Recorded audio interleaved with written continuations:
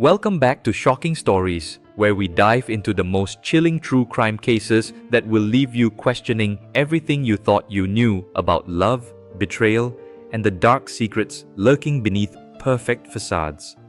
I'm your host, and today we're taking you to the heart of Texas, where a night that should have been magical turned into an absolute nightmare. If you're new here, make sure to hit that subscribe button and turn on notifications, because what we're about to uncover will shock you to your core.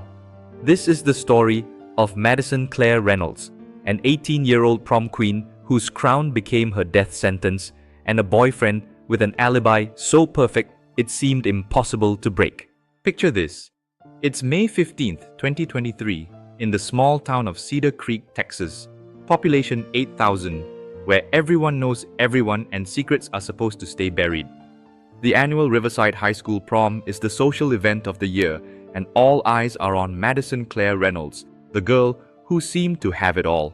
With her radiant smile, perfect blonde curls, and a future full of promise, Madison was the undisputed queen of her senior class. She had just been accepted to University of Texas with a full scholarship, was dating the star quarterback, and had been crowned prom queen just hours before her world came crashing down forever. Madison Reynolds wasn't just another pretty face in the crowd. She was the daughter of Judge Patricia Reynolds, one of the most respected figures in Cedar Creek, and Dr. Michael Reynolds, the town's beloved family physician. The Reynolds family represented everything that small-town Texas values stood for: success, integrity, and community leadership. Madison had inherited her parents' drive and ambition, maintaining a 4.0 GPA while volunteering at the local animal shelter and organizing fundraisers for underprivileged kids. She was the kind of girl who made everyone around her want to be better, recalled her best friend, Sophia Martinez. Madison had this light about her that just drew people in. She never said a mean word about anyone. But beneath the surface of this perfect small-town story, tensions had been building for months. Madison's relationship with her boyfriend, star quarterback Jake Morrison, had been under scrutiny by those closest to her. Jake was the classic all-American boy, tall, handsome, with a smile that could charm anyone, and a football scholarship to Texas A&M waiting for him after graduation. On paper, they were the perfect couple, the king and queen of Cedar Creek High. But those who knew them best had started to notice cracks in their fairy tale romance. Jake had a temper, admitted Madison's cousin, Ashley Reynolds, during a tearful interview with investigators. Madison would show up to family dinners with bruises on her arms, always with some excuse about falling down or bumping into something. When we asked her about it, she'd get defensive and change the subject. We thought maybe we were imagining things because Jake was so charming in public, always bringing her flowers and opening doors for her. The night of the prom started like a dream. Madison looked absolutely stunning in her emerald green gown, a color that perfectly complemented her eyes and made her blonde hair shine like spun gold. Jake arrived at the Reynolds house in a rented white limousine, wearing a classic black tuxedo with an emerald green bow tie to match Madison's dress. Dr. Reynolds later told police that Jake seemed nervous that night, more anxious than usual, checking his phone constantly and making excuses to step outside for fresh air. "I should have paid more attention to the signs," Dr. Reynolds said, his voice breaking during his police interview. Jake kept looking at his watch, and when I asked him if he was excited about the prom, he just gave me this strange smile and said, "It's going to be a night to remember, sir." There was something in his eyes that didn't sit right with me, but I thought I was just being an overprotective father. The prom itself was held at the Cedar Creek Country Club, a sprawling venue overlooking the lake that had hosted the school's formal dances for over 30 years. Madison and Jake arrived fashionably late, making their grand entrance as cameras flashed and their classmates cheered. Madison was quickly crowned prom queen, a title everyone knew she would win, and she danced the traditional first dance with Jake as king and queen, while the entire gymnasium watched in admiration.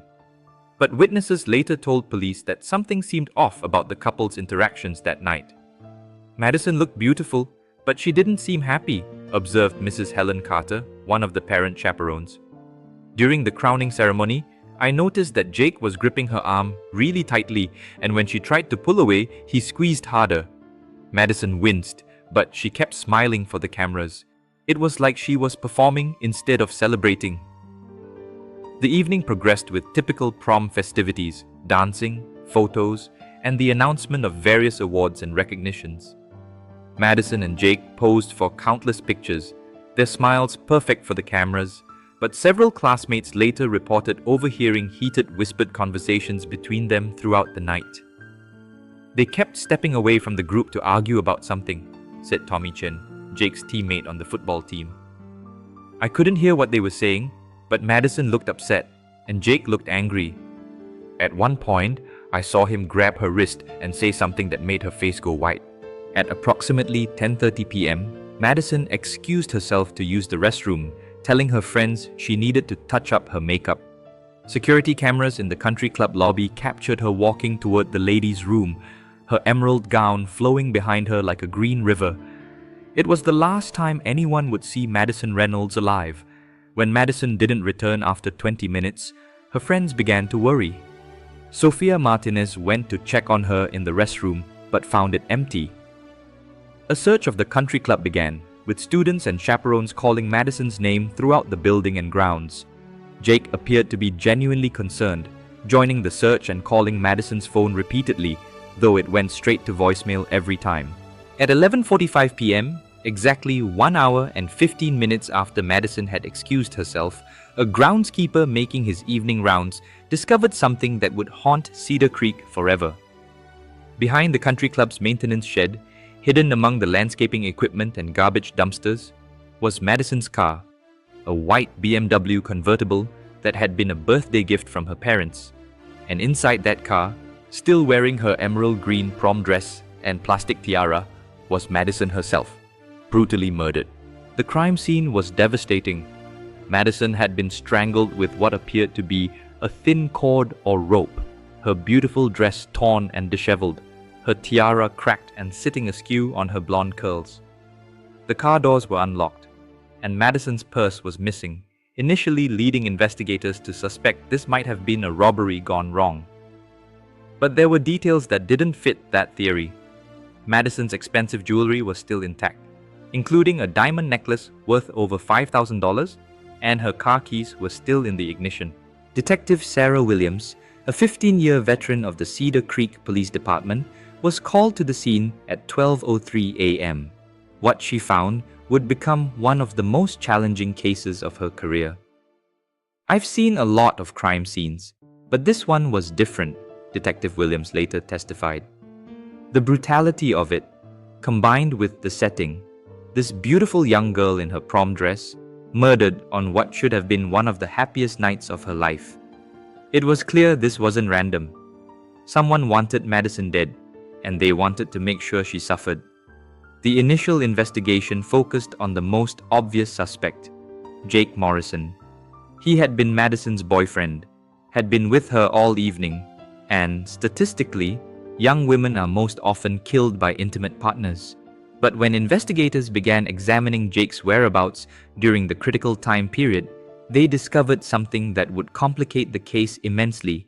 Jake Morrison had what appeared to be an absolutely perfect alibi. Security footage from the country club showed Jake on the dance floor continuously from 10:35 p.m. until 11:30 p.m., just 5 minutes before Madison's body was discovered. He was captured on multiple cameras, surrounded by dozens of witnesses, dancing with various classmates and clearly visible to everyone in attendance. During the entire time period when Madison must have been murdered, Jake was accounted for by electronic surveillance and the testimony of over 50 potential witnesses. It seemed impossible, Detective Williams explained. We had video evidence showing Jake at the prom during the exact time Madison was killed. He never left the building, never stepped outside, never disappeared from view for more than a minute or two. How could he have murdered his girlfriend when he was clearly somewhere else entirely? But Detective Williams had learned during her years of investigating violent crimes that when it comes to murder, especially domestic violence cases, things are rarely as simple as they appear. As she began digging deeper into Madison and Jake's relationship, a darker picture emerged. one that suggested Jake Morrison might not be the all-American boy he appeared to be, and that Madison Reynolds might have been hiding secrets that cost her life. If you're as intrigued by this mystery as I am, make sure to hit the like button and let me know in the comments what you think about Jake's alibi. Could he really be innocent? Or is there something more sinister at play? And don't forget to subscribe, because what we're about to uncover in part 2 will completely change everything you think you know about this case. The truth about Madison's murder is far more twisted than anyone could have imagined. Welcome back to Shocking Stories.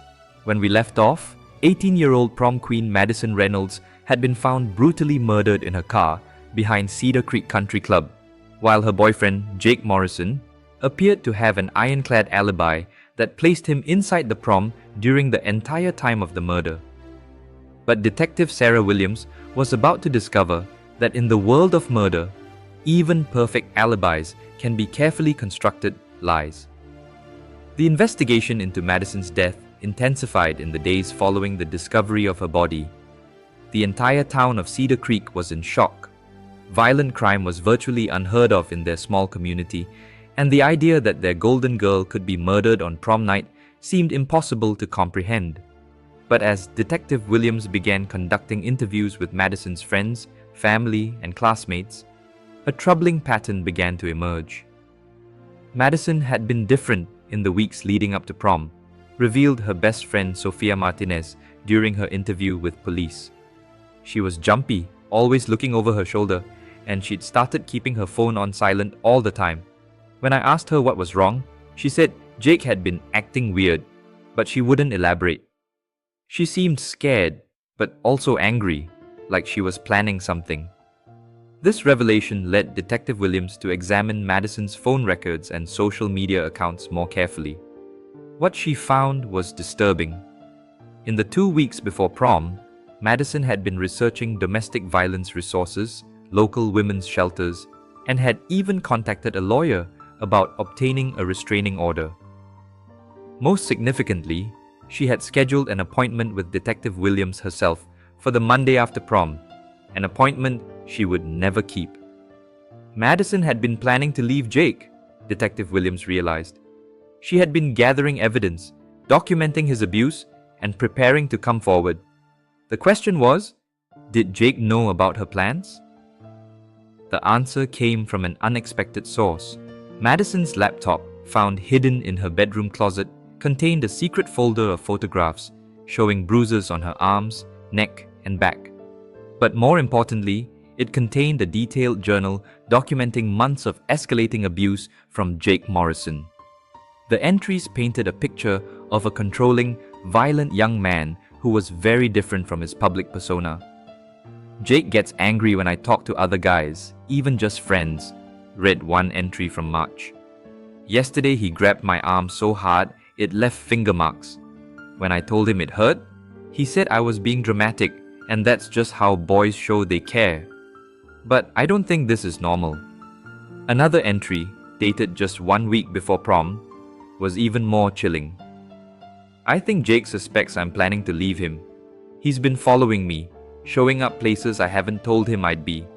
Last night, he said something that scared me. "You know you can't leave me, Madison. I'd rather see you dead than with someone else." I think he meant it. Armed with this new evidence, Detective Williams began to re-examine Jake's so-called perfect alibi. She studied the security footage more carefully, noting the exact times Jake appeared on camera and looking for any gaps or inconsistencies. What she discovered would become the key to solving Madison's murder. While Jake was indeed visible on multiple cameras throughout the evening, Detective Williams noticed something strange. Between 10:33 p.m. and 10:37 p.m., Jake disappeared from the main ballroom cameras for exactly 4 minutes.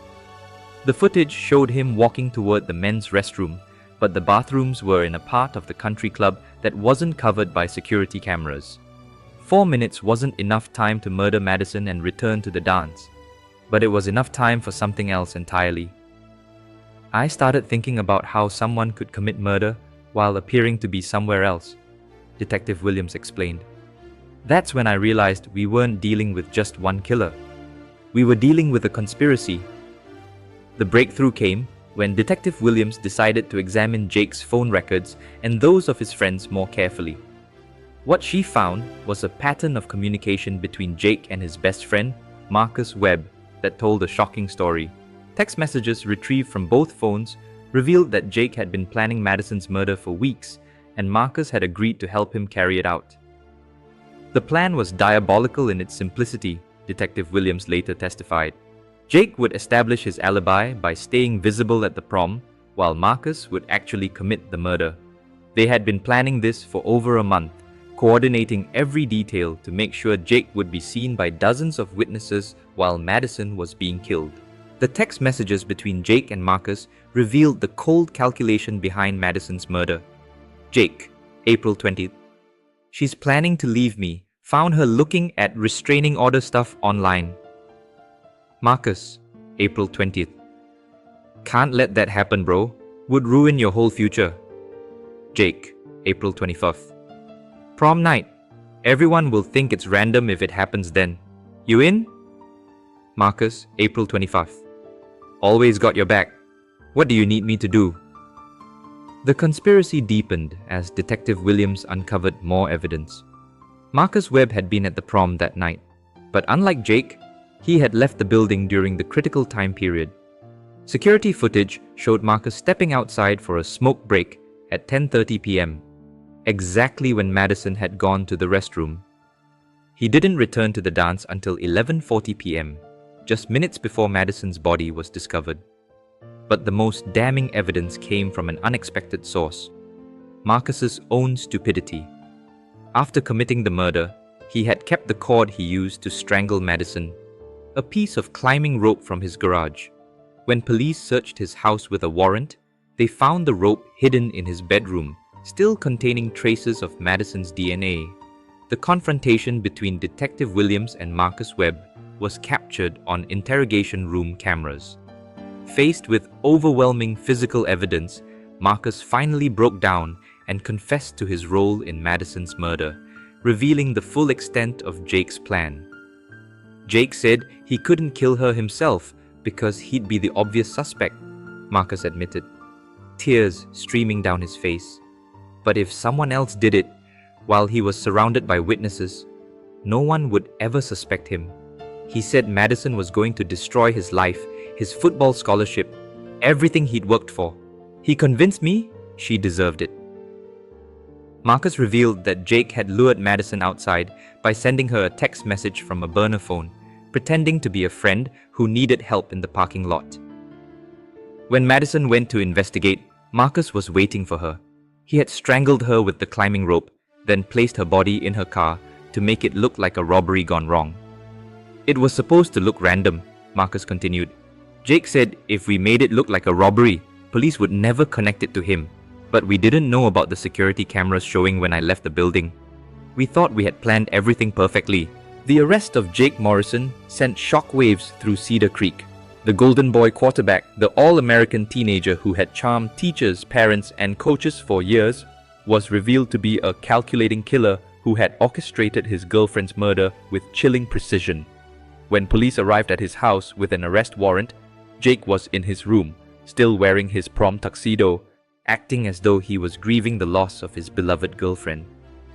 The mask finally came off during the interrogation, Detective Williams recalled. When we confronted Jake with Marcus's confession and the evidence we'd found, his whole demeanor changed.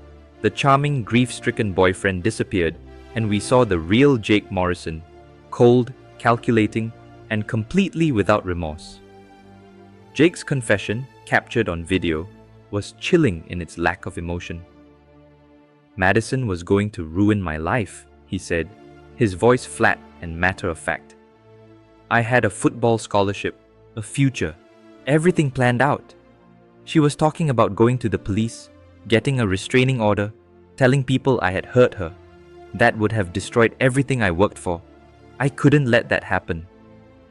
When asked about Madison's fear and suffering, Jake showed no empathy. She made her choice when she decided to go against me.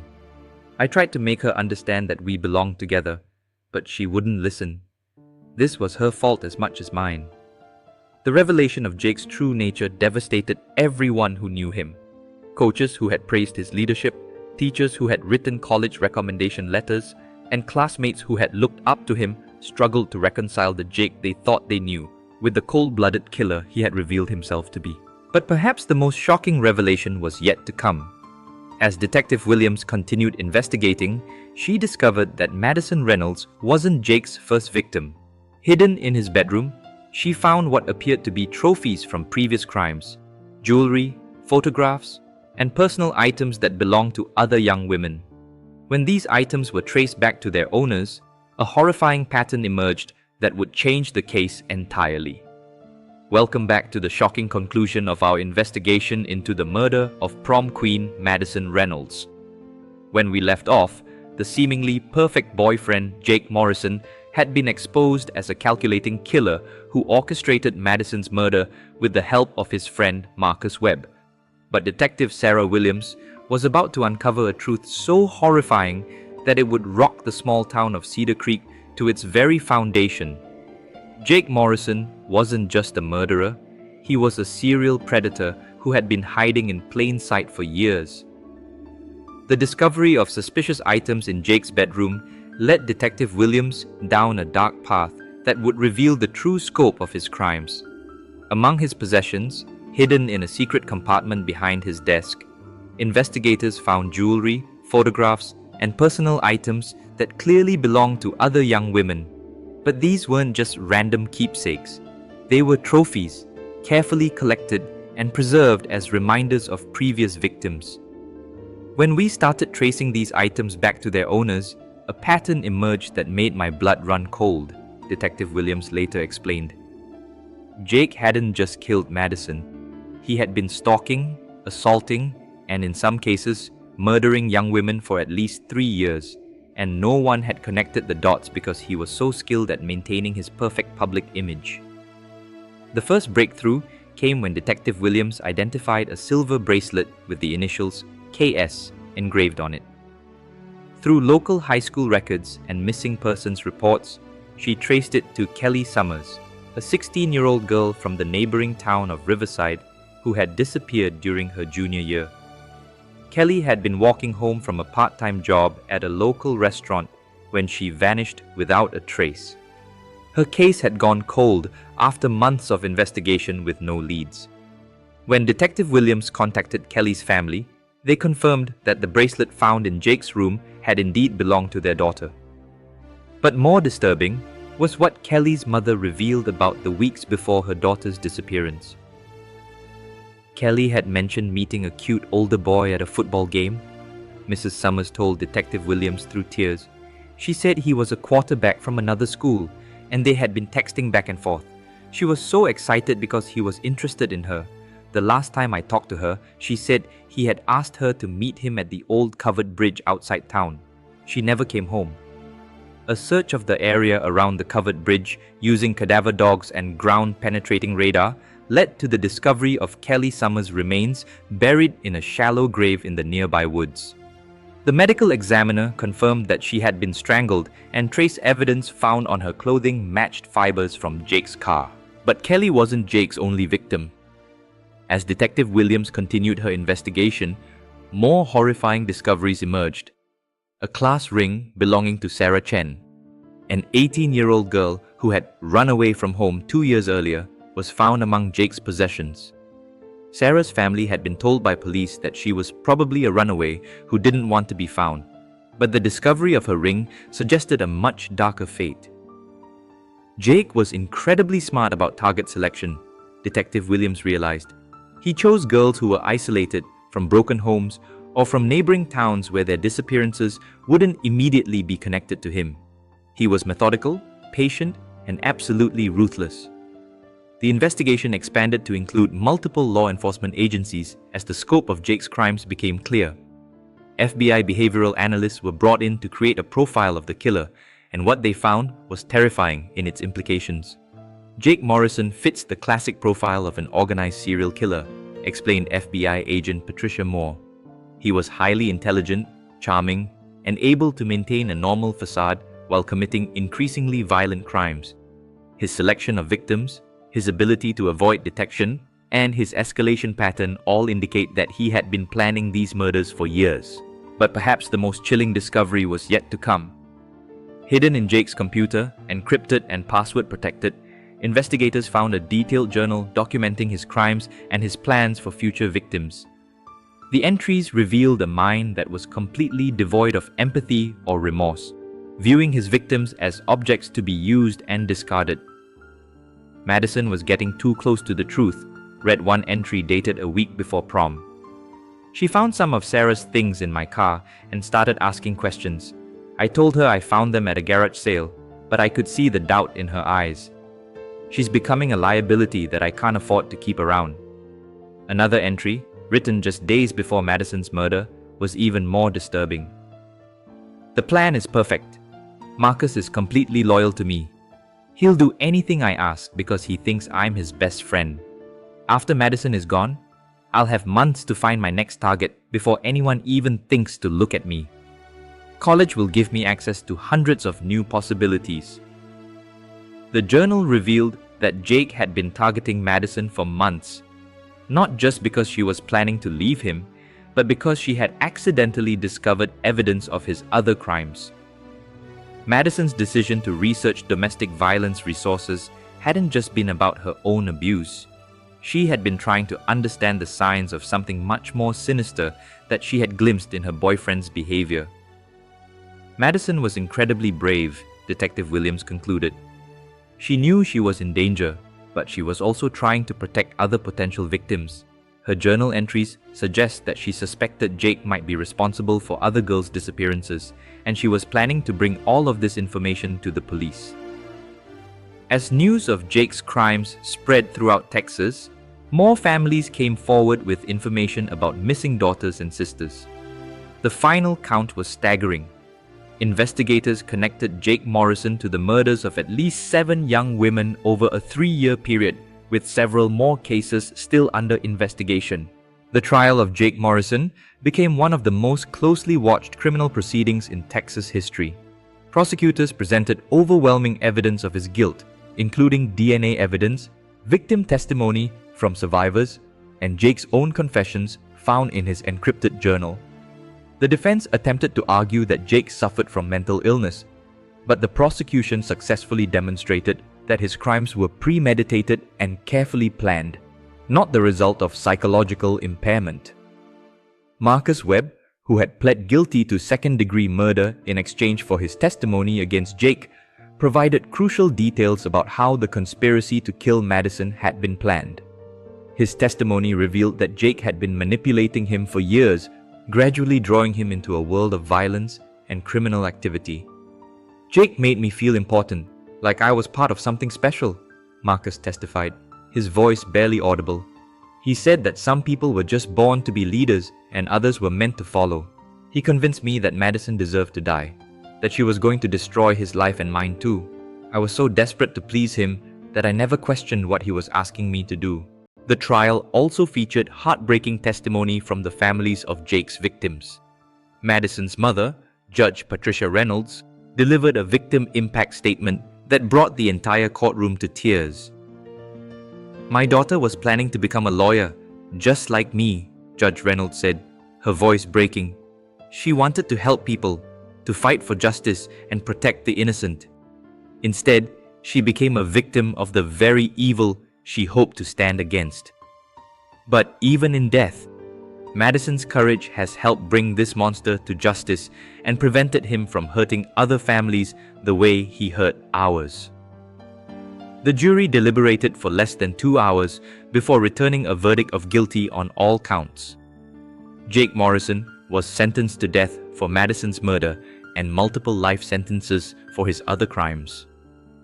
As the verdict was read, Jake showed no emotion, staring straight ahead with the same cold expression that had become familiar to investigators. But the impact of Jake's crimes extended far beyond the courtroom. The revelation that a serial killer had been hiding among them for years shattered Cedar Creek's sense of security and innocence. Parents struggled to understand how they had missed the warning signs, while educators and coaches grappled with the reality that they had been praising and promoting a remorseless killer. This case changed how we look at everyone, admitted Tom Bradley, Cedar Creek High School's principal. Jake was the kind of student every teacher loved, polite, hardworking, successful. It's terrifying to realize that we were all fooled by someone so dangerous. It makes you question everything you think you know about the people around you. Detective Williams, who had spent months uncovering the truth about Jake Morrison, reflected on the lessons learned from this devastating case. Evil doesn't always announce itself with obvious warning signs, she said. Sometimes it hides behind a charming smile, good grades, and community awards. Jake Morrison was able to commit horrific crimes for years because no one suspected that the perfect all-American boy could be capable of such darkness. But there were signs. Madison saw them, and she tried to do something about it. We need to listen when someone says they're afraid, even if the person they're afraid of seems impossible to suspect. The Madison Reynolds Foundation, established by her parents in her memory, now works to educate young people about the warning signs of abusive relationships and to provide resources for those who need help escaping dangerous situations. The Foundation's motto, taken from one of Madison's journal entries, serves as a lasting reminder of her courage. Sometimes, being strong means admitting you need help. As for Jake Morrison, he sits on death row in Texas, still maintaining his innocence despite overwhelming evidence of his guilt. He continues to receive letters from admirers who refuse to believe that someone so young and seemingly perfect could be capable of such evil. But those who knew his victims remember the truth, that behind his charming facade was a monster who destroyed multiple families and forever changed the lives of everyone he encountered. The case of the Cedar Creek prom queen murder serves as a chilling reminder that evil can hide in the most unexpected places. It's a story about the importance of listening to victims, believing survivors, and never assuming that someone's public persona reflects their private reality. Most importantly, it's a tribute to Madison Reynolds and all of Jake's victims, young women whose lives were cut short by a predator who thought his perfect alibi made him untouchable. As we conclude this heartbreaking investigation, remember that if you or someone you know is in an abusive relationship, help is available. The National Domestic Violence Hotline is available 24/7 at 1-800-799-7233. Don't suffer in silence and don't ignore the warning signs. Madison Reynolds tried to get help, and while she wasn't able to save herself, her courage helped ensure that Jake Morrison will never hurt anyone again. Thank you for joining us for this difficult but important story. If this case has moved you as much as it has moved us, please like this video and share it to help spread awareness about domestic violence and the importance of supporting survivors. Subscribe to Shocking Stories for more true crime investigations that matter. And remember, sometimes the most dangerous person is the one you least suspect. Madison Reynolds was 18 years old when she died, but her legacy continues to protect other young women from predators who hide behind perfect facades. May she rest in peace, and may her story continue to save lives for years to come.